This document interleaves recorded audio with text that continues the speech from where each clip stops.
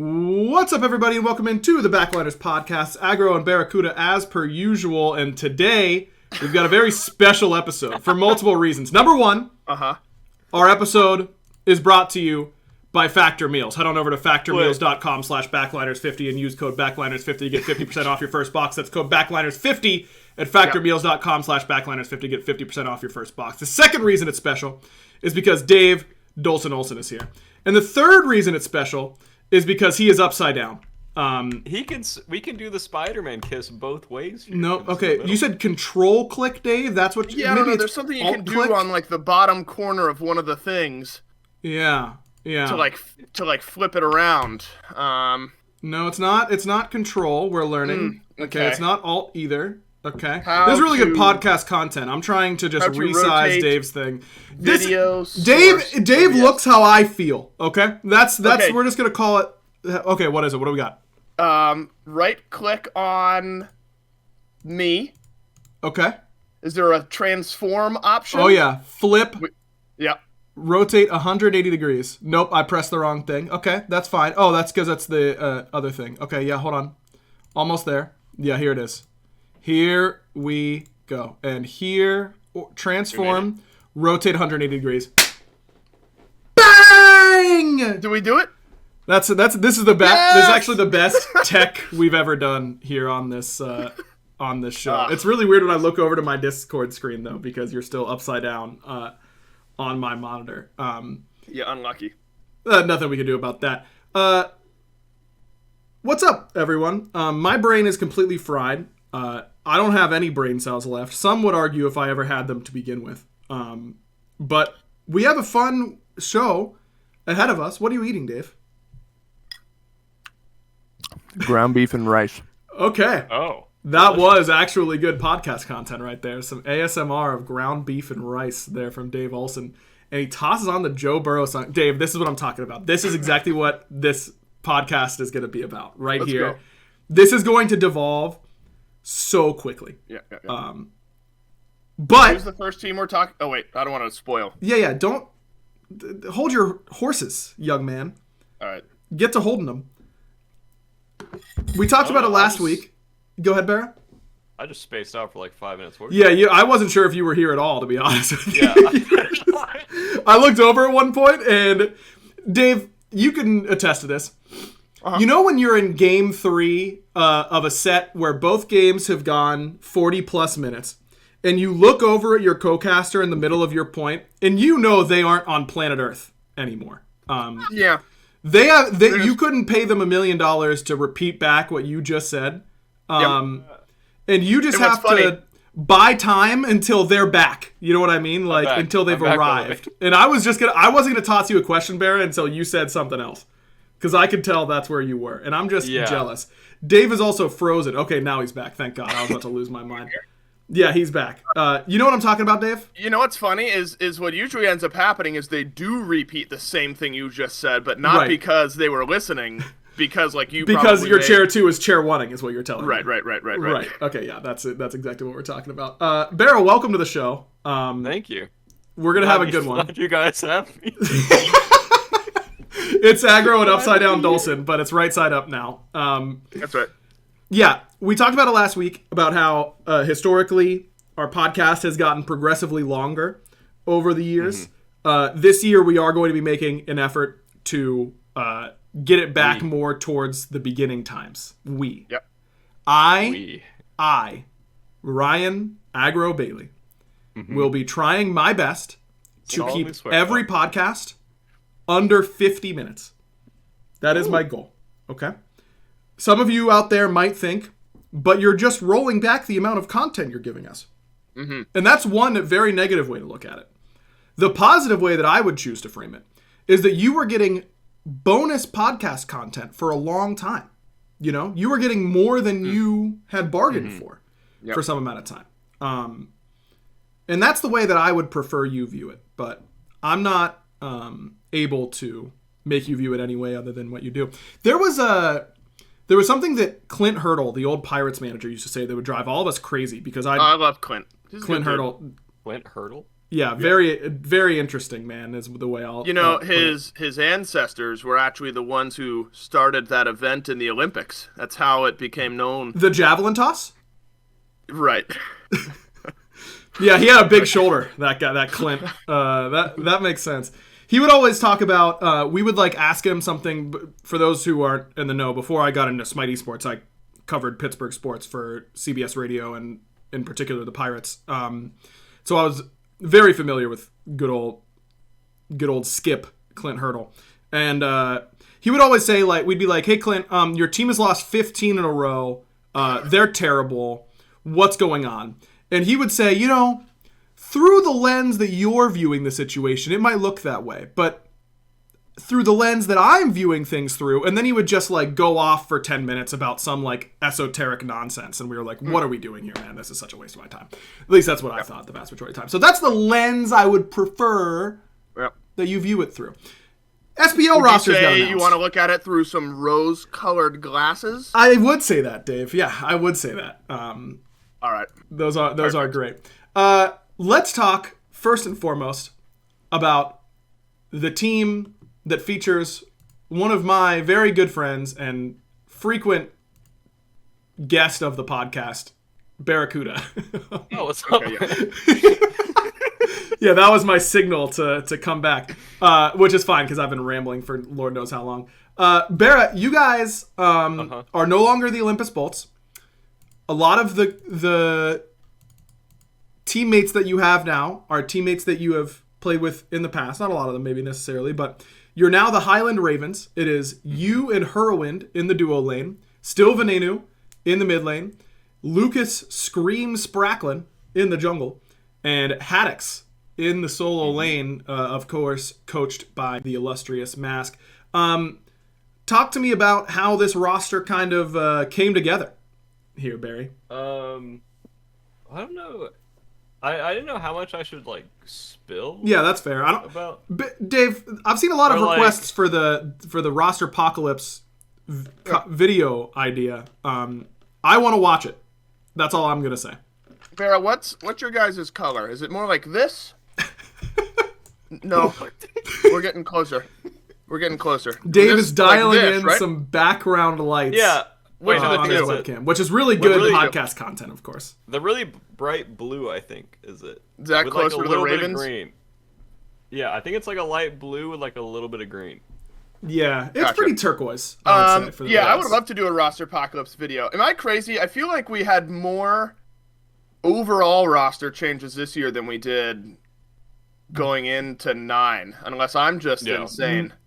No, 9 was pretty tame. Yeah, wasn't very relaxed. Oh, okay. Yeah, so 9 was very tame. Going into 8, I think, only having one team stay untouched is pretty unprecedented, and that's what we have going in. Yeah, exactly. Going in, the way that 8 happened was really wild, and from everything that I've heard in the background, it wasn't quite that messy this time around, but it did result in more change. And what did we say on the podcast, Barra, at the beginning of season 9 when no rosters changed? I said next offseason is going to be absolutely wild. Yep. Like, everything is going to change, and that's what ended up happening. I mean, it's been brewing for a while. People just don't like playing with certain people anymore. I think that happened to basically every team but Kings. And then it's kind of funny how, like, the deck just gets shuffled that way. It's like... Because, like, the grass is always greener on the other side, according to some people. So you just want to leave and join the other players where the grass is not as green, according to other players. And then it's just like everyone just combines in such a weird way. Yeah, I wasn't almost a coach, by the way. I don't know where that came from. Was it because of your stream title, like, for the last month has been I'm retiring? Yeah, for the last month, 2 hours before the podcast, that was my stream title. Yeah, I think Vin talked about it on like the Hazer video. Sorry. No. What you're saying is inarguably more important. So you go ahead. Oh, okay. Sorry, you got me all flustered. Dave has that effect on people. Yeah, it's getting warm in here. Let me just. I lost all of my Our thoughts. viewership instantly goes to 10,000. Well, if you did lose your train of thought, I am curious. How much do you think only one set at Worlds being competitive has to do with... Do you think roster changes were already determined? Like, I'm not playing with these guys anymore going into Worlds? Because semifinal 2, right, was the 5-gamer between the Dragons and the Titans. But other than that, it was a lot of lopsided games. Do you think that all of the other games, whether it be 2-0 or 3-0, ultimately put the nail in a few teams' coffins? Or do you get the feeling that going into Worlds, it was the last ride for most of these teams anyway? I think going into Worlds was last ride for sure. Yeah. Just based off of how the year was going for a lot of teams.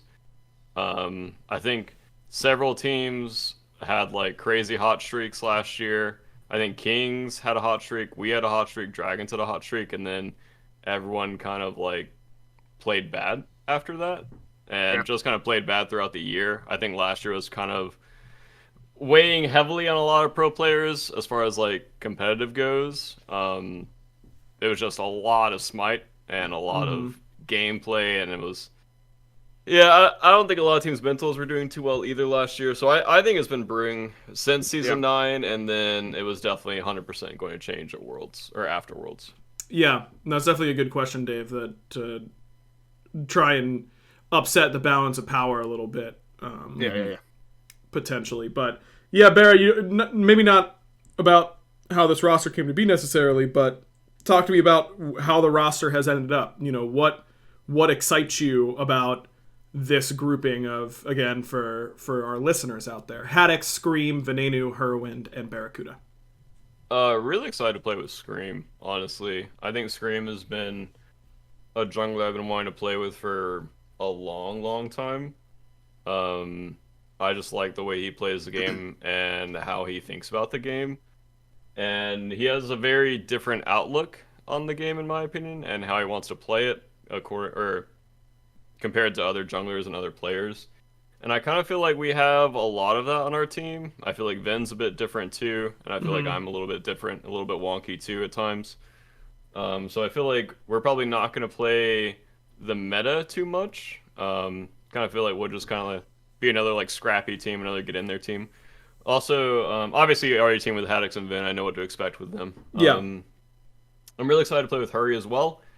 I think Hurry was like drastically improving last year towards the end. I think Scarabs had a really bad performance, but I don't really think it was his fault. No. And yeah, I just think Hurry's a grinder, and I think he's gonna perform really well. Also, I think our comms will be way better than they were on Bolts. Yeah, I think the communication... Scream's a great communicator. Hurry's a great communicator. I hear Haddocks is a great communicator, and you and Van are known for that. So I agree. I just wonder if... And you don't have to answer this, Bear. This is just, my general thoughts. Whenever I would see a roster like this, it does make me think, is there too much communication? Because there can be that can be a thing. Too many people are trying to talk and impose their will, and it's even outside of imposing their will. It's about good comms are not always no disrespect to my boy Andy Elion. Over talking is a real thing that can happen. I don't think we'll have that problem because me and Vin have been wanting to step back in comms for a long time. Sure. And on Bolts we kind of had to do a lot of talking here and there, and I think having a front line that is communicating for us and playing the game for us makes it way easier to play the game than like having to shot call and play the game basically. So I don't think we'll have that problem, and I think if we do run into that problem, it'll be solved within like a week or two.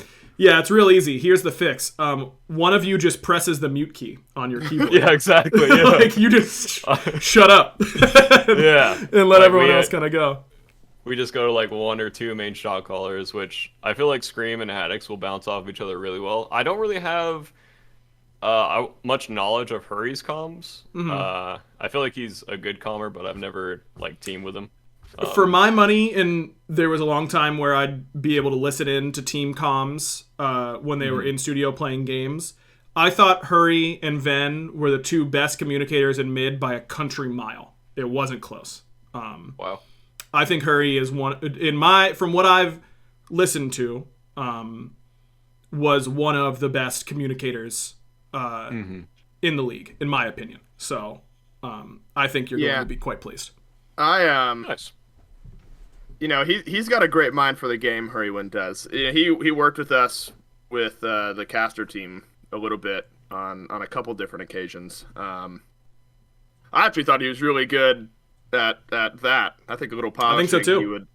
He did really well during Worlds. Yep. I think in the future, if that's something he would consider, I imagine he'd be really good at it. But you could always tell though, because that's something we had talked about with Hurrywin from time to time, was like, would you ever, not as like an official offer, but sort of just picking his brain if it's something he would ever be interested in. And through it all, I think I always got the vibe that he enjoyed casting, but like would much rather be out there playing and shot calling and really competing. And so he's still got that drive. I'm really excited to watch him get a full shot here at the beginning of the year. And I agree with you, Aggro. Obviously, I haven't been able to play with him or listen to his comms all that much, but just the way, from a caster perspective, he thought about and talked about the game, I think lends me some confidence in his ability to also do that as a player. Because, of course, I can only see it from one side, and he's been doing it as a player a whole lot longer than he has been in an analyst type position. Yeah, last thing I want to say, because we do have to keep it moving here if I want to keep my goal. But the one concern I have is Scream is one of the most team dominating players that we have in the league, and that is not a negative. It can be a real positive if the team is built to that, where Scream wants to do what Scream wants to do, and he has a really good idea of how to execute that. And if everyone is working towards that goal, they can find a lot of success. Look at every game the Scarabs won when Scream was on their roster. I do think that Haddix, as he has grown in the league, and just in talking to him, I think that is the type of player that is the way that he thinks about the game, is that he can be a real team leader. And by leader, I mean, I'm going to say what we should do, and we will all do it, and we will win because of it. And I think that Haddix does have a really good understanding of how to do that. My overarching question for all year, and Dave, you can write this down, because this is what I would be saying week one of the SPL. Whose team is this? Is this Haddix's team, or is this Scream's team? Because Haddix is how you spell Haddix, and then it's 5 M's for Scream. 5 kills, right? Yeah, exactly. You might have heard of that. Okay. That, in my opinion, is going to need to be sorted and understood. And it doesn't have to be binary. It can be a little this, a little of that. But historically, that is what I think is going to be the hardest tension point here. But the ceiling for this team, I do very legitimately believe, is very high. I'm excited to see what the Ravens do. Real quick, Bear, I know, real quick, 45 minutes later. No more bolts, Highland Ravens. A lot of people talking about that. You got any thoughts, any comments? Basically, no one on the team wanted to be the bolts. Me and Vin were like half okay with being the bolts, but also okay with changing, and then everyone else wanted to be not the bolts, which is completely understandable because, in my opinion, our logo wasn't great, and I don't think our colors were great.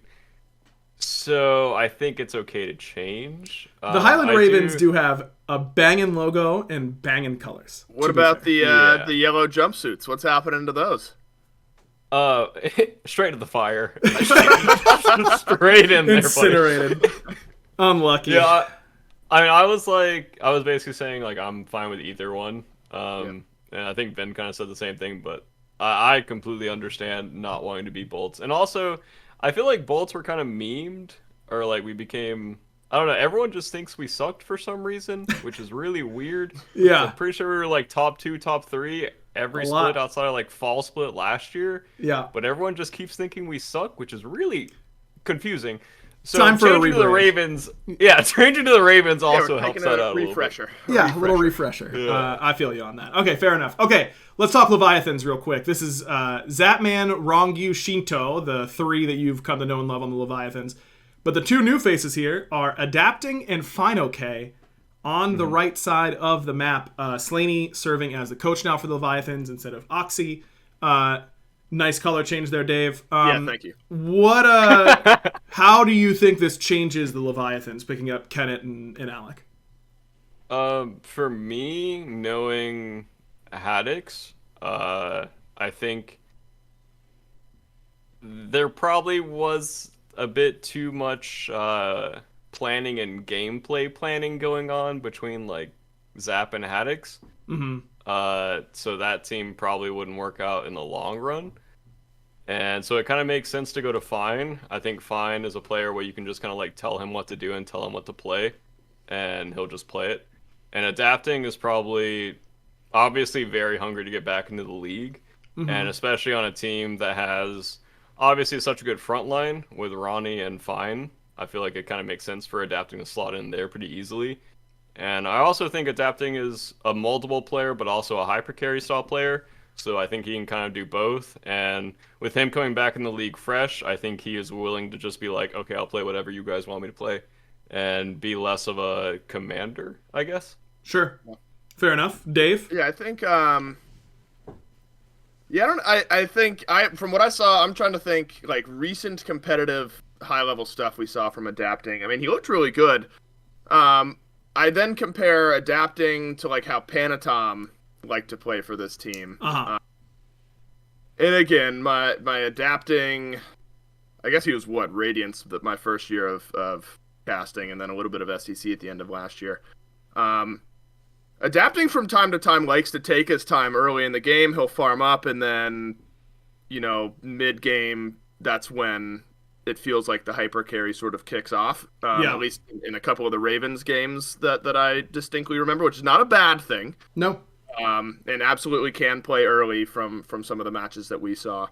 But I think to Bara's point, it's going to be a molding of styles from Panatom to Adapting, which could include potentially slightly slower pace, although Panatom sometimes played that way as well. But then adapting to how the rest of the Leviathans play. I'm doing a quick scan. Yeah. It might be one of the most veteran, although Shinto and Ronnie, they're in the league now for a couple of years. One of the most veteran kind of sides of the map and jungle that we've got in the league. These guys have been playing for a super long time. Yeah. And so I think if you're looking at a core of the outsides and through the middle of the map, it might be one of the most experienced in the league, which I think come playoff time specifically, I imagine this team will be making some runs at some of these playoff events. Yeah. I think I'm really excited to see the mental of Final K, Adapting, Zapman, of course Ronnie and Shinto, but I think a lot of been there, done that from the other three, and of course world championships from the other two as well. I get the vibe, and this is just chair one, almost non-statement, but it's a team that feels like they've got the right mental to like know how to win when they're later on in these in the tournaments. Yeah, for sure. Obviously not at Worlds for the Leviathans this year, but in the past and at playoff events, it feels like a team that's done a lot of winning in their time, and I think come tournament time, that'll make them more threatening. Yeah. I have a lot of...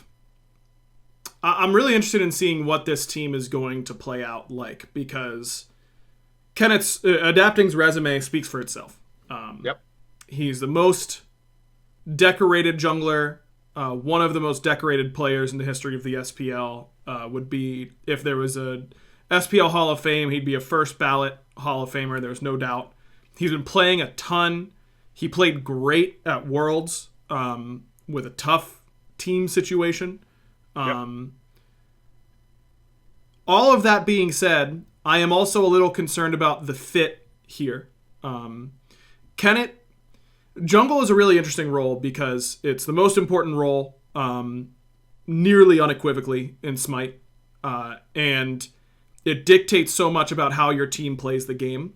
And there are so many different styles. Like, Sino and Adapting play the same role and do absolutely nothing the same. You know, Yep. like absolutely nothing. And if you asked me who the best jungler in the SPL was over the last 2 years, I would not hesitate to say Panatom. I think Panny has been not only the undisputed best jungler in the league, but in contention for best player in the league.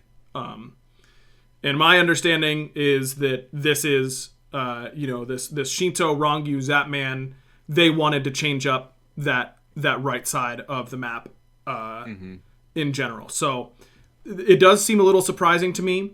I think that adapting, coming from taking a year off of SPL play at least, he is going to capitulate a little bit to Shinto, I imagine, because he knows how successful Shinto has been. And adapting isn't an egomaniac or anything like that. He wants to do what's best to win. I think that he's going to be happy to let Shinto take his back camps for a while. Come Summer Split, if they aren't winning a whole lot, I wonder how excited he's going to be to see Shinto on his back camps, because that has not been adapting style, That is a good point. Like, historically, one of the reasons that I thought Yemen was the best player of all time until Paul unseated him was because he did a lot without the type of resource investment that we saw to other players. That energy team worked so well as a unit because all of them knew how much they were getting and maximized it really perfectly. And of course, adapting is a huge part of that.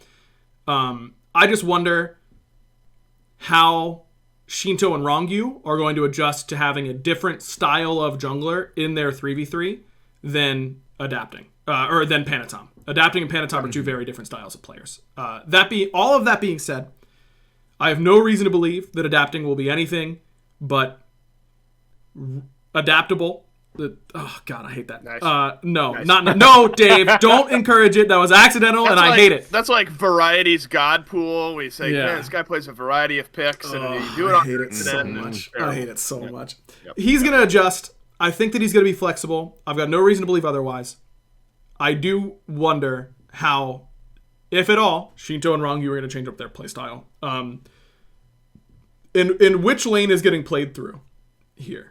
Because historically on the Jade Dragons, they've played with a lot of mid laners, and it was only this year where they started to play a little bit more through mid, but then the meta also kind of moved away from playing through mid towards the back end. They were really side lane teams. Leviathans have historically not been a dual lane sided team. They've been much more centered around their mid, more so than solo. I wonder if that's going to change with a new jungler and a new solo laner, but I'm interested to see how Rongyu in particular is going to play the map, and really what type of season he's going to have, because Rongyu went from the best support in the league in Season 8. He had a really rough Season 9. So I'm interested in what is going to be happening here for the Leviathans. That's a good point, because Leviathans either gank nonstop and Phantom doesn't farm anything but the enemy players. Yep. Or they do nothing for 15 minutes and then win objectives. Yep. Which one are they going to go for? Kenneth, definitely more leaning towards the latter there, but we'll have to wait and see. It's gonna be fun. I'm excited to see what that Leviathans roster does. Just getting to the halfway point here for the Kings. This is the only team that didn't make any changes. No real surprise that the team that had the best run at Worlds ever did not make a change. Nice purple lights there. There we go. That's as purple as it gets. Nothing to really say here about the Kings. That's what I was gonna say. Yeah, they played by far the best of Worlds. And I mean, honestly, I wouldn't have been surprised if they did a change, but it also doesn't surprise me at all if they didn't do a change. So. Yep. Yeah. I mean, if this team is not doing well mid-season, I would be kind of surprised if they didn't make a change. But I imagine they will be doing well mid-season, and they will be a top contender throughout the year. Agreed. Winning Worlds dominantly does that for you, it turns out. It kind of sets you up for success. And speaking of setting you up for success, no better way to do that than to take care of your mental health. And that's why I'm happy to present some words from our sponsor. This episode is brought to you by BetterHelp. Look, Oh, excuse me. I have to say this verbatim. This episode of The Backliners is brought to you by, or sponsored by BetterHelp. I'm doing a really great job, as you can tell. I used to talk for a living. Is that part in the script? That's crazy. Yeah, they really know me. Is the thing. They're really about that. No, Bear and I have, we've been telling you about BetterHelp for a while. Therapy is one of the best things that you can do for yourself. I have my therapy appointment tomorrow morning, and I have been literally looking forward to it all week. And just having that type of outlet to know that you can voice whatever has been going on in your head, and having an expert at how brains work try and break it down and help you understand what outputs your brain is giving you is unbelievably helpful, and really, really important. I think that literally everybody should go to therapy, because it's just good for you. It just helps you understand your brain and how it's interpreting things a lot better. And the one thing about therapy that can be a little tough is that it's hard to find the right therapist. You gotta find the right one to mesh with, and that can be time consuming. It can be expensive, all that kind of stuff. And if only there was a great service that took some of that stress away. I'm lucky that there actually is. I just did that bit last week, I think. It's BetterHelp. That's the service. That's the one I'm talking about that we should get. It's just an easier way to find your correct therapist. You just have to fill out a brief questionnaire to get matched with a licensed therapist and switch therapists at any time for no additional charge. That is key. Find the right therapist. That's what I'll say there. So, if you want to live a more empowered life, therapy can get you there. Visit BetterHelp.com/backliners today to get 10% off your first month. That's BetterHelp, HELP.com/backliners. Big shout out to BetterHelp. They're the beasts. We love them. Okay, let's move on to the next one, shall we? Dave, pick 1 through 3. 3. The Styx Ferrymen is who we're talking about. And this one is... Wait, can I tell you just the super quick story? I would love Quickest story in the world, because I know we want to move to Styx Ferrymen. Yeah. Back in college, me and all the friends, we were about to go out to eat. Nobody could pick where we wanted to eat, and somebody said, F it, Dave, pick 1 or 2, just the number 1 or 2. And so I picked 2, and we went out to eat. For the last 10 years of my life, no, it hasn't been that long. It has been that long. For the last 10 years of my life, BetterHelp.com/backliners, Dave, when that time sinks in. I get a text probably once or twice a month from random people in my friend group with just 1 or 2. That's the only thing. And I say 1 or 2, and they say thanks and move on. And I help them decide on something, and I don't know what it is. I love it. And we never speak about it again. And so I'm the 1 or 2 guy. Anyway, we chose. Are you always saying 2? No, I say 1 sometimes. It just depends on what you're feeling that day. What I'm feeling, yeah. I always pick an even number. Yeah, that's good. I vastly prefer even numbers. So if I have an option between a bunch of numbers, I'm always picking something even. Yep. Or 5. 5 is an exception to all odd numbers. It's like volume on my TV is at a 5 or a 0 at the end every single time. Really? You don't go in between at all? Nope, can't. Got a 5 or a 0, which sucks because like sometimes the 5 is too much and the 0 is too little. Anyway, I feel passionately about this. There are 2 different things that you can do this with. Yep. TV or internet volumes, whatever. That can be 5, a number that ends in 5, 0, or any even number. No 21s or 11s or any of that nonsense. Get that out of here. Car temperatures cannot end in 5. You can't turn your car temp to 75. It has to be either 74 or 76. There's a difference there. I don't know why, but that is how it has to be. Yeah, fair enough. Barry, you look confused. I am confused. You're telling me that you sometimes turn on the TV and turn your volume to 17? Yeah, I don't care. The visual, the thought of my TV ever being on 17. Imagine listening to any show at 19 volume. Give me a break. What is going on? Turn on the TV and go to the acceptable volume. Yeah, 20 or 18, bro. Pick one. Is this Ferryman colors? Yeah, that's very good for Ferryman colors. It's a very nice, great. clean blue. How am I the weird one according to chat? Yeah, chat is on our side. That's good. I really appreciate that. Okay. I would literally, if you came over to my house, Barra, I'm not kidding, you set the volume to 17, I would grab the remote and I would wait until you looked at your phone or looked away, and then I would change it up or down one and hope you didn't notice. I would notice. You better not.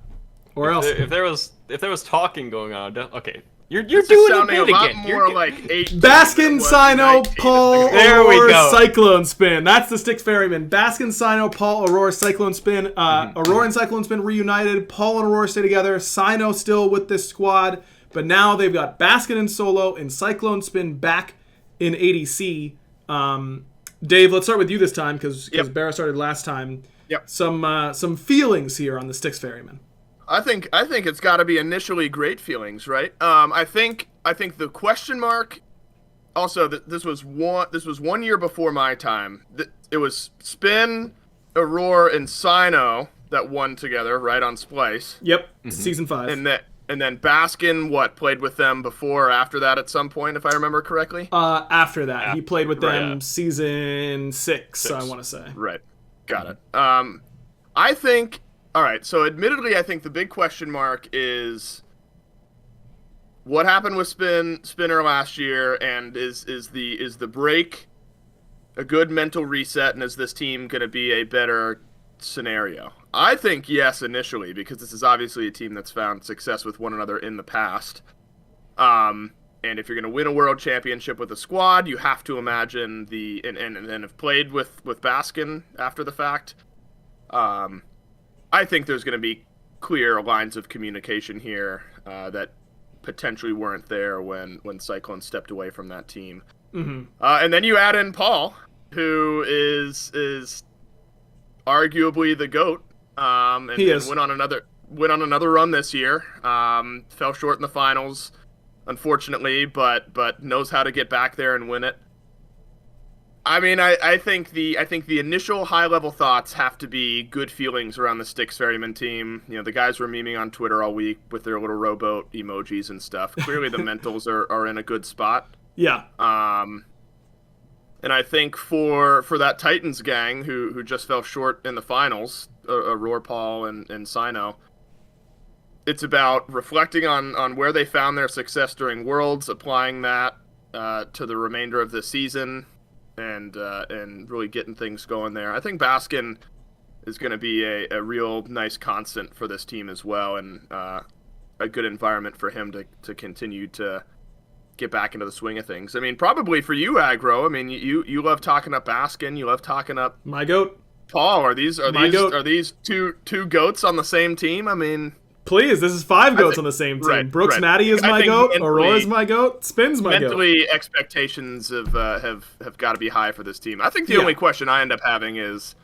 it another like mid-year vibing, kind of messing around type squad who then just pops off during the tournament events? Yes. Or are we Almost like certainly. Slamming all year? You know what I mean? No, I imagine this is going to be a middle of the pack team during the regular season that's going to win every tournament. Type of feeling. Yeah, I'll go real quick, Barra. I think Baskin came in having not played any Smite for a long time, and by Worlds time, I thought he was the second best solo laner in the world. I thought only Variety was playing better Smite in solo than Woonie. If you can get that guy to buy in for a full year, it is insane what he is capable of doing. Paul, Cyclone, still, for my money, the scariest backline you ever have to play against. Even with Cyclone taking some time off, I think that time off is almost certainly going to serve him really well. The only question mark that I have, and I don't want this to be construed as a huge negative, because I really do think that Sino is one of the most dynamic and unique players in our league, and I legitimately think he does not get enough credit for how insane his career has been. The one thing I will say is that over the past few years, Sino has come in to a roster, looked like the best player in the world on those rosters, improved his teams massively in a really short spike, and then consistently had a drop-off in performance after a few weeks or a few months on a team. He revitalizes a team like no other, but then seems a little hard to adapt throughout the year. If Sino can fix that and be that level of impact that he is week 2 on a team, as he ends up being week 12 on a team, this team has I think this team does have the highest ceiling of any team in the league. But a lot of it is going to come down to what type of game is Sino going to be playing? How consistent is he going to continue to be weeks and months into the season? But I think this team has the highest ceiling of any team in the league. Yeah,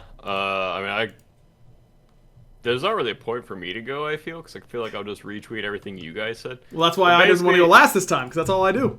Super cracked mechanical team, really good communication between Cyclone and Baskin. Might run into the too many cooks in the kitchen with Cyclone and Baskin as well. Yep. We'll see if they can decide on a way to play the game. And then lastly, judging right now, I would not want to be on their side of the bracket during a tournament. No, I don't think anyone would. By the way, shout out Reels. He's their coach. Yep. Love that guy. Oh. Welcome back. All right, Jade Dragons time. It's PBM. That's the only Jade Dragon who's still left here. The rest of the roster, he's duo laned up with Vote, Nika, Lasbra, Dardes. Barra, you and I led the Warriors doubters group for a lot of last year. How does this roster hit your brain? How does it make you feel? Pretty good, honestly. I feel like their front line will have a lot of synergy. I feel like Lass will probably enjoy his time more on that team with PBM than probably with Jake. And because he can probably talk less and have a bit more hyper carrying. And Lass is also the kind of player that will just kind of play whatever his team wants him to. He's a very he can facilitate and hyper carry, which I think is really strong for the way that team wants to play the game. I think Dardes has a pretty small god pool, so I think Lass can kind of work around that and try to facilitate his gods into the meta. And then I think Nika and Vote have been very consistent forever, and obviously PBM is PBM. So, yep. Yeah, Dave. Yeah, I think from the other perspective of the Oni Warriors kind of core, who's now bringing in Lasbra and Mike, and the differences maybe between Neil and Cuvo. I think part of me worries that Laz and Cuvo sometimes suffer the random, just like, well, I guess every player in the league at some point does, but the random, like, super slow weekend of Smite where it's just not the spectator going their games. Way. Right. But at the same time, we've seen them play with the potential to carry games as well. When Cuvo's feeling it, when Laz is feeling it, especially if Laz is able to work his way into a meta where, in the first couple of levels of the game, he can start making things happen. I think it could be a good spot. I love Neilma with all my heart. That man is everything I hope to be one day. Am I older than him? I have no idea. I don't think I still want to grow up. I still want to grow up to be Neil. Same. I think Mike definitely brings a slightly more maybe calculated and aggressive play style than what Neil did. I think Neil had a great mental and a good mind for the game. But I'm excited to see how Mike and the way that he plays the duo lane, and really how he plays when he's able to start rotating out for Dardes and for Vote, how those two carries end up looking this year. I think Neil was wonderful, and I think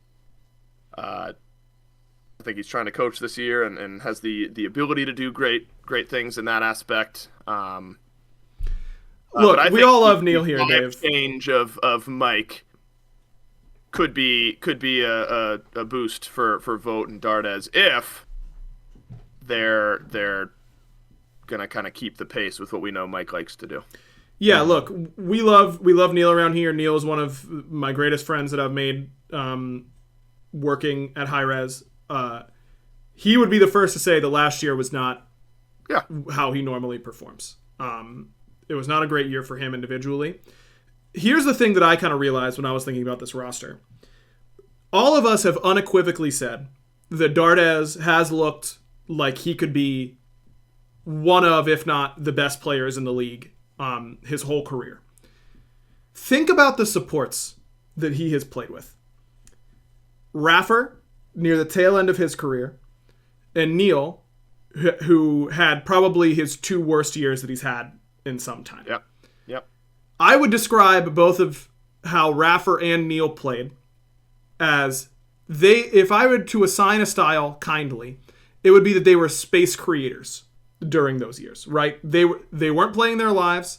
They were just getting in there, and if they died, they died, and most of the time they did. Mike is going to be the best support. If Mike plays how he did last year, it will be the most different style that Dardes has ever played with in mid, because remember, before he switched to mid, he was a support player. He has not played with a playmaking support instead of a space creating support. And Mike has his space creating games. Don't get me wrong. They all do. But we can just based on what we have seen historically, Mike has shown the highest ceiling in support alongside Aurora by like a large margin, in my opinion. Well, I feel like you can throw genetics into that conversation. Yeah, that's true. Now. Yeah, genetics is now absolutely in that conversation. But I'm really interested to see what Dardes is able to do with Mike and Lasbra. Because I think Lasbra, I said that Panatom's been the best jungler in the league for the last little bit. I think Lasbra was the second best jungler in the league last year in terms of consistency and what he was bringing. I am fully on board the Lasbra hype train. I think that guy is a beast. And for as negative as we were, and it's not about Neil and Fred versus Lasbra and Mike. It really isn't. It's just like it feels like it is going to be a little bit different for this team, for this core of Nika Dardes vote. Now, all of that being said, they get down 2-0 in a LAN series, or they're up 2-0, lose 2 in a row. I'm sweating bullets regardless. You know what I mean? Like, they have to still shake that aspect. But overall, I am very excited to see what this team does. I think that they could be really, really dynamic, really fun to watch. I'm pumped. I'm pumped for this team. I have high expectations. Did we confirm their coach? I think Mike tweeted that it was Cherry. Cherry. He couldn't be announced yet, but it's Cherry. Yes. Like something. Yeah. Yes, it's I Cherry. believe that is the case. Okay. Last but not least, it's the Oni Warriors. This team is what I'm calling the mechanical all-stars. I can't tell with this team. Who knows? They are absolutely the wild card. It's Solar Troll, Panatom, Pagon, Awesome Jake, and Netrioid. Who's doing their picks and bans? Maybe Oxy, their coach? Maybe all 5 players. I think it might be one of the most mechanically talented teams in the of league. all time. Yeah. I don't know who shot calls for this team though. Me either. Admittedly, that could just be my general lack of shot calling knowledge. Yeah. I mean, if this team figures out an identity and figures out shot calling, it's a super exciting team to watch. I remember when the roster came out, I was like, I don't know if I'm allowed to swear, so I'm just not going to. Smart man. Holy cow. Holy gee willikers. Golly gee. This is a super, super mechanically talented team who I can see individually dominating lane, making plays, taking fights. The only question mark I have, and unfortunately it's a big one, is come shot calling time, team fight, grouping, macro game time. Who's the vocal one on this team? Because I think they are incredibly talented as players. Yeah. And I think the initial hurdle is going to be figuring out the identity and how they want to communicate and play as a team. But if they do that, I think the potential is pretty high for this squad. Yeah, I think they have crazy high potential. From teaming with Sot and Jake in the past, both of them can be really good communicators, but also can be really poor communicators, depending on like confidence in the situation. So I think as long as they're, I mean, it's gonna sound stupid, but like as long as they're confident in what they're doing or like their identity, I think they'll be good comm-wise. But on paper, it is very confusing to me. Like it, no like, direction. I wouldn't even want to play like ranked. Like these are the most like run it down players I have ever seen on this entire roster. Maybe like, that's the identity.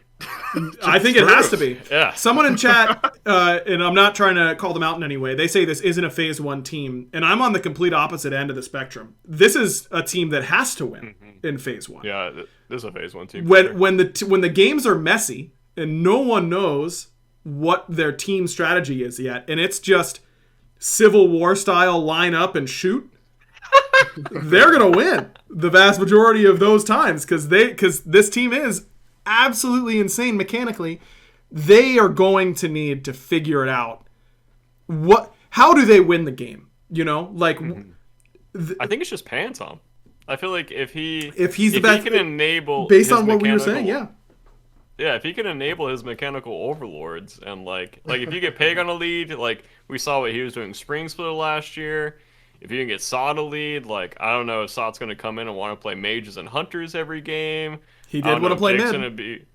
I don't know if Jake's going to be building Chronospin every game. I don't know what Netroid we're going to get. Like, yep, it's really exciting, but this terrifying. team, it could be the hyperbolic time chamber of maturation for this squad, though, right? Like the lack of a leadership position here could force guys like Sot, Pagon, Jake to step into that role and really understand how to lead a team. It could be great for them. Barrett, was it, maybe I'm just completely misremembering. Was it Sot and Jake is your front line on Renegades for a little while? Yeah. Yep. How did that work? Like I said earlier, just basically confidence of the call itself. Like, if Sot was confident in a situation, like 99% of the time that play works out, and it's really nice to play with. Right. But you get the sometimes weird Sot who like wants to play like the extra different picks or wants to kind of practice that for like a whole scrim set or like a whole scrim week, and that can just kind of derail you a little bit. Kind of same with Jake, honestly. Jake likes to practice the off stuff, and I think over the years we got Jake to a more controlled situation, but I think with Sot and Jake on the same team again, I don't know if there will be someone controlling them enough to say like, hey, like maybe we don't need like a full offense support and like a full offense soul laner. But I mean, I assume Aurora and like the Titan boys probably drilled that into Sot as well a little bit, but I mean, he was playing a lot of hunters and looking really good on those rosters, so yeah. I mean, we'll see what happens when it comes to game time and scrims, like what is actually the meta. Cause I mean, obviously I don't think anyone really knows what the meta is right now because no one's scrimmed yet, but I mean, if it is a hyper carry solo meta, I think Sot will play really well, and I think this team will thrive because they can just gank solo and get Sot a lead. I mean, they can play through Pagon as well.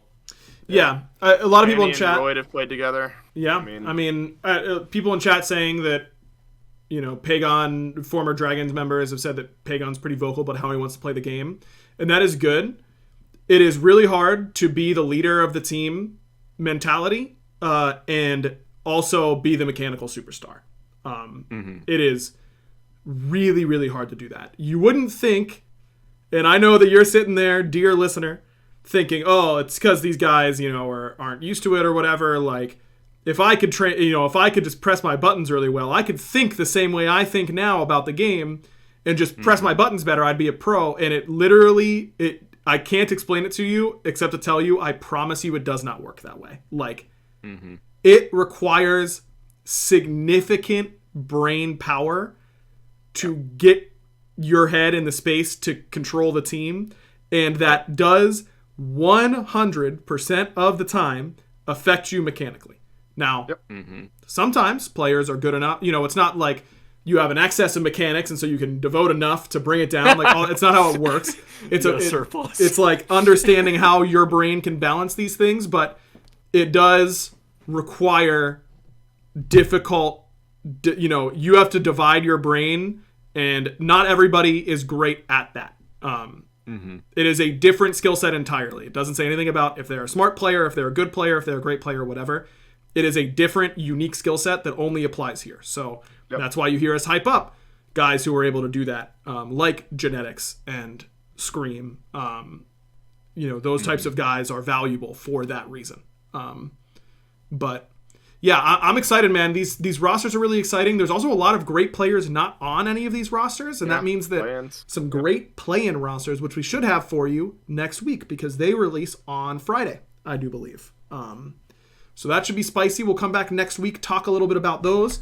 Of course, before we go, we have to do our random question of the week, brought to you by our Patreon community Discord.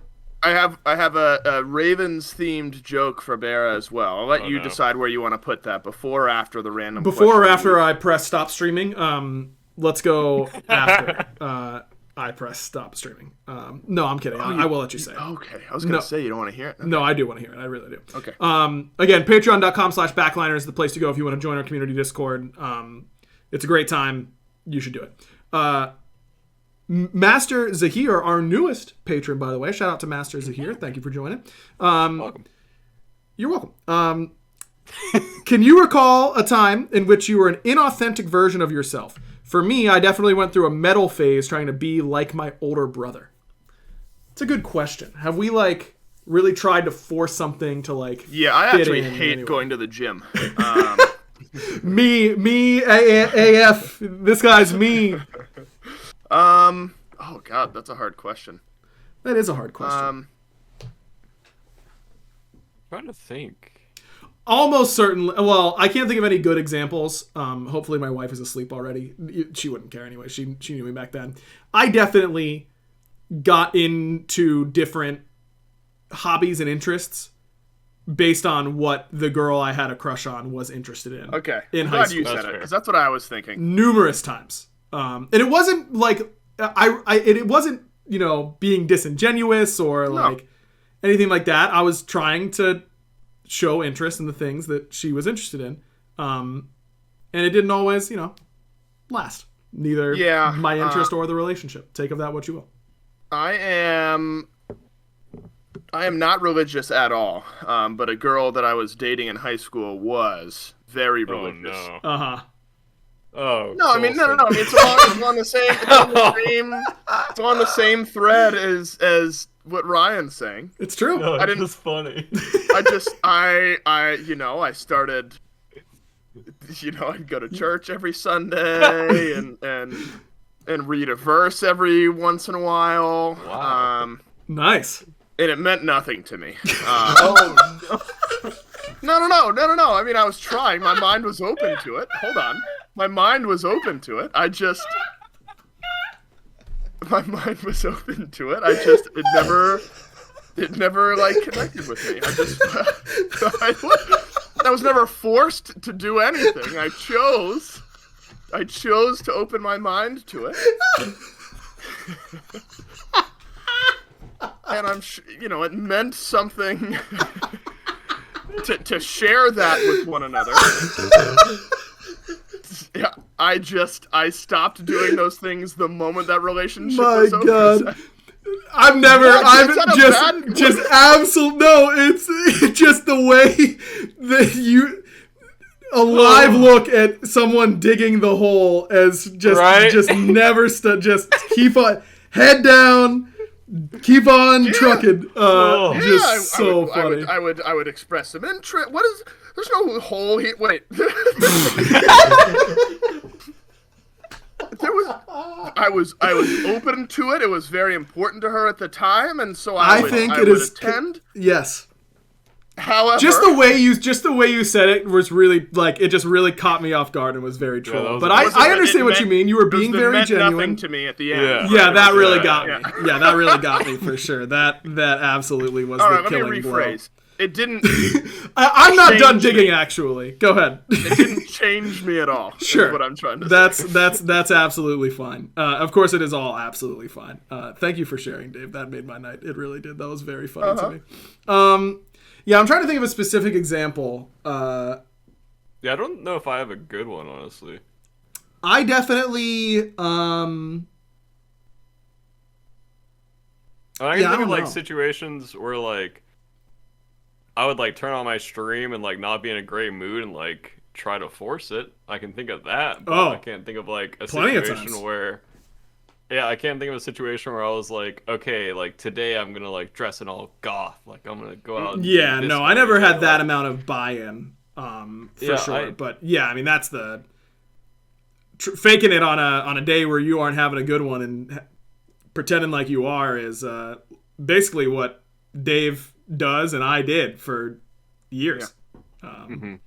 Also, how we couldn't even make it one episode below 45 minutes, by the way. No, I know. It wasn't that's my fault. No, it's my fault. I was in too much of a mood. I knew I was going to ramble. We talked for 20 minutes before we... I don't know where you guys were going in the beginning of this episode. You weren't even here, Barra. You can't criticize. You were on Mars. Neither were you guys. That is true. I have a good Ravens joke. You ready? Yeah. Is now the time? Are we done with the question of the day? No, we've got a couple more, but it's okay. Just slam it. No, keep going. Do you know why ravens are the funniest animals there is? Do either of you know? No, I don't. Pray tell. Because! All right. What's the next random question? Bad. I was going to make a joke that I don't want to make. Another question from Masters here. Do you have any distinct smells that you remember from childhood? Yes, I do have an instant one for this. I love the smell of the laundry detergent, specifically the dryer sheets that my mom would use when I was a kid. And we had a laundry, I grew up in a pretty big house and we had a laundry room, and I would go in there after my mom, who I get a lot of my bad habits from in a loving way, would just pull clothes out of the dryer and leave them in a giant pile on the ground until she was able to take time to fold them. And I would bring my Game Boy Color into the laundry room and lay in the clothes after they had just come out of the dryer and be all warm and cozy and just be surrounded by that smell. That is like my favorite smell in the world, is like that fresh out of the dryer smell. I love it. I've got a good one. Yeah. So I was born in Ohio, but I only lived there until I was like 5. And then for kindergarten, my family and I moved to Louisiana before living in Georgia for the rest of time. However, in Louisiana, these things, I think we have some here actually. But in Louisiana specifically, magnolia trees were like they ran rampant all over the place. As a matter of fact, I went to Magnolia Trace Elementary School. Miss Woodruff, shout out kindergarten class. Fun fact, I had my first kiss in kindergarten. I feel like that's worth mentioning. You've been a player since age of 5? Right. What? So anyway, it was the smell of her lip gloss that I really remember. No, it's the... What? Steve. Was it the teacher? Come on! No, it was my kindergarten girlfriend. Oh, I thought you were saying her lip gloss as in the teacher's, and I was like... Yeah, that's what I thought. I was like, good lord. Oh, okay, that's why I was like, what? I know, that's why I was losing it a little bit. Whose mind is in the gutter? It's not mine. It's not the gutter! It was just the way it was worded. Yeah. Oh, right, because I mentioned Miss Woodruff after I had... You're right. That's my fault. You already shouted it's okay. I'm glad we clarified that the cops didn't show up to Miss Woodruff's. Yeah, shout out to Miss Woodruff. That is my FBI, fault. Open up like 2 seconds my order of operations was incorrect there. Okay, yeah. But well, I'm glad we clarified that. Magnolia trees. Yes. Okay, I'm done. That's great. Any childhood smells, Barry? I mean, it's gonna sound like a Georgia boy, but kind of like the outside. Because I played outside so much as a kid, and I don't know. There's just something about like the way the outside smelled that was just very like refreshing. And honestly, I should go outside more. Huh? Yeah. Did you order that disc golf set that we talked about in our post-podcast hangout? It's here. Let's go. Have you gone yet? No, I have not. I thought I was gonna wait for you. Oh, no, you should go. Do you want me to go by myself? You and Destiny should go. Okay. We could go together. You could save it for us going together. I thought part of it was just like seeing how bad I was or whatever. Yeah, we could do that. Yeah, all right. Okay. Not this weekend, but next weekend. Let's put it on the books. Okay, real quick, just a few more from the Patreon Discord because I know we are already way over time. J-Man, our favorite non-Smite esports player. For example, theirs is Shota Yasuka, Magic the Gathering pro player. Non-Smite esports player. He's retired now, but I was a huge Nadeshot fanboy back in the day. And as a result, I am still a 100 Thieves fanboy. Yeah, I'm a big 100 Thieves guy still. Love Nadeshot. Yep.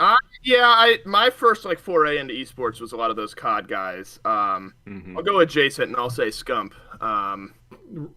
Recently retired. Goat. Used to be retired, yeah. But that sort of generation of COD pros, they were all so good at content. A lot of it, and, COD is where a lot of early video game YouTube type stuff started. And so I think they did a really good job of bringing in a fan base, and that was kind of my first glimpse into it. So the Nadeshots, the Scumps of the world, always hold a special place for me. Yep, agreed. Mine would be Ogre 2 from Halo and Snipe Down from Halo/Apex. Obviously, still a big HAL fanboy, but I think those two probably overpower HAL. Yeah. But he is getting up there for me. I would have bet a lot of money that was going to be Halo Pro for you, Barra, so I'm glad you stuck to the script there. Timmy, 2 shots, wants to know our favorite ice cream combo. Maybe it's already store-made or build your own sundae. I'm big into... I'm not a big ice cream mixer. I'm not going a Neapolitan ice cream in any way. But I... Wait, is this... Go ahead. Is this a froyo question, or is this an ice cream flavor question? Is this ice cream combo, but you could also build your own sundae, he says here. So let's go with... Okay. Yeah, either or. This isn't really fair, but if I had to describe my favorite combo involving ice cream, it would be some vanilla ice cream on apple pie. I think is basically undefeated. Yeah. Here's one of my greatest non-sober creations, something that we call a family recipe. It's toaster strudel a la mode, which is where you just make a toaster strudel and then put a little ice cream on top of it. And it bangs. That's better than Pop-Tarts, by the way. Oh my goodness. Not even close. Toaster strudels go unreasonably hard. Apple toaster strudel, vanilla bean ice cream. Good game, well played. It's the best. I'll get you something real specific here. Yeah. This is an Ohio classic. Grater's ice cream, based out of Ohio. Grater's is great. Kroger is centered in Ohio, and so now you can get Grater's at Kroger, which is great for the Olsen family. We got one right down the street. So black or chocolate raspberry truffle, with just good old fashioned chocolate ice cream from Grater's. Little whipped cream, maybe some M&Ms, a Jimmy or two, and we're talking goated Sunday status. Thank you very much. Sounds fantastic. What's a Ginny? A Jimmy? It's a sprinkle. It's a sprinkle. What? Jimmies and sprinkles are sometimes used interchangeably. As far as I can tell, I can't tell a real difference between. I've never heard of a Jimmy before. Yeah. Well, now you can say it as much as you like. I like sprinkles more. That's probably the right call. Sorry. Yeah. That's all right. So mine would be froyo. I would get the cheesecake flavor with vanilla bean and chocolate. And then I would get cheesecake bites. And then they're like little strawberry slices. Yep. And Jimmy's. And Nice. there was one more thing. Graham cracker, crumbs. Graham crackers are so underrated, bro. Especially on ice cream, dude. It's perfect. You know what we got recently? Teddy Grahams. We hadn't gotten Teddy Grahams in a long time. Those things go hard, dude. They are good. Shout out I've been Teddy craving Bears. Dunkaroos for at least Shout a out to week Teddy. now. Dude, Dunkaroos. We literally saw those in the grocery store yesterday, and Joe was like, "Should we get some Dunkaroos?" And I was like, "Absolutely not." The answer is always yes, which And is I regretted it. We did buy a 40-pack of Rice Krispie treats because we don't respect ourselves anymore. So that's good for us. Here's the good news: Rice Krispie treats, one of the best pre-workout quick snacks that you can ever have. Yep, that's why I'm using it. Real simple sugars, real simple carbs, give you a nasty pump. You're gonna be Definitely ripping not through those slamming sleeves. 2 of those after dinner instead. That's definitely not what's happening here. Hey, that's fine too.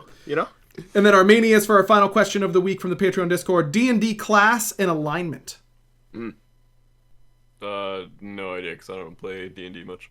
What was I in our haven't in campaign? years, I was a Dave, I have a clip. I have a clip from our D&D campaign I wanted to show you. Thank you for reminding me.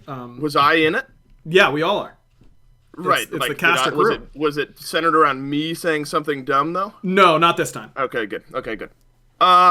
Probably a sorcerer of some sort, like a fire sorcerer guy. I was like chaotic good, I think. I can see that. Yeah, I feel like I you'd was be a chaotic paladin. good. Mifflin was a paladin in that campaign after his character shot. got killed. Yeah, he died.